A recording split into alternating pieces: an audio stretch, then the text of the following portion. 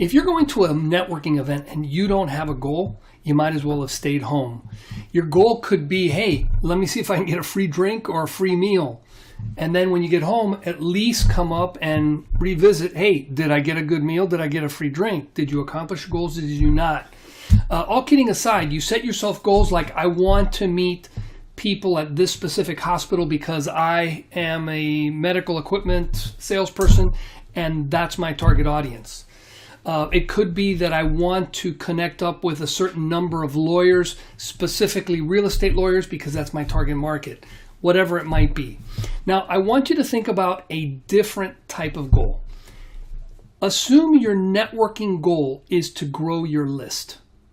You're meeting a lot of people, and what you want to do is collect cards so that as you move ahead in your business, you're going to have more and more people following you, listening to what you have to say, and familiar enough with what you do to refer you to other people.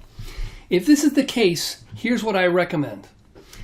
When you go to a networking event and you meet someone, chances are within 24 hours they will not remember who you are, what your name is, and what you do. So it's critical that within 24 hours, and maybe even sooner, you send them an email thanking them, telling them that you had a good time at the event, something about the event. And then you reintroduce yourself. Hey, by the way, let me tell you a little bit about myself. We were really busy last night, and it's very difficult to remember what people do. It's just a friendly reminder, but it's also the first of what is going to be a number of emails that you're going to use to get them accustomed to receiving emails from you, listening to them, maybe opening them, but at least not unsubscribing. The second email, you're going to offer something very tangible, something very specific. What I do is I send them a blog post link to my discussion over a book, The One Thing. And it's a book by the owner of, the founder of Keller Williams. And it actually was a very good book. And I wrote a blog about it. It's a blog that I wrote years back. And the point of it is it's a very altruistic offer. I'm a business person. You're a business person. You're a salesperson, whatever your profession. And I'm giving you something that really was valuable to me. I'm not making it up.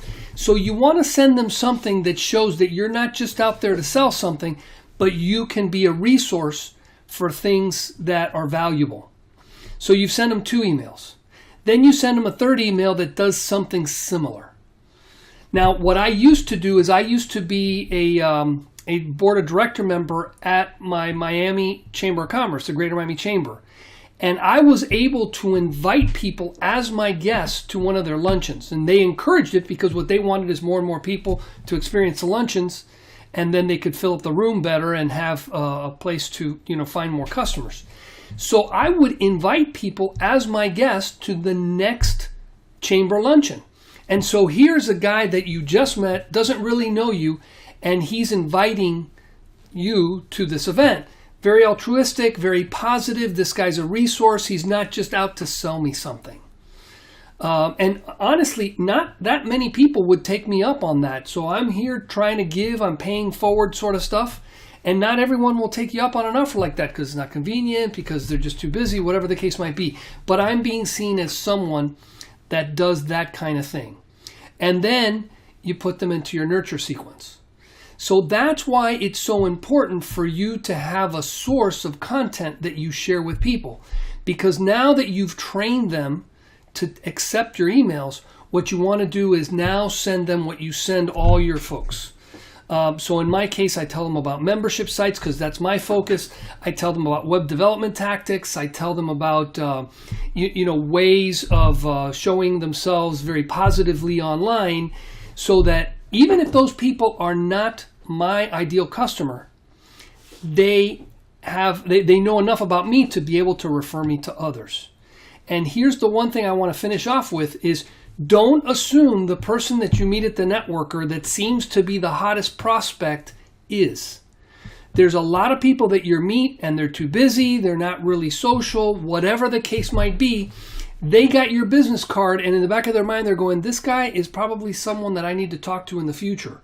and they didn't give off any buying signals. They didn't give off any information that led you to believe that they were the one that you needed to follow up with. Now, you're going to always follow up with those people that are the close matches, the ones that seem to be your ideal client. But it's just as important to follow up with everybody else that you meet. They're on your list, and you can use that list in the future for whatever purposes you want as part of your sales process.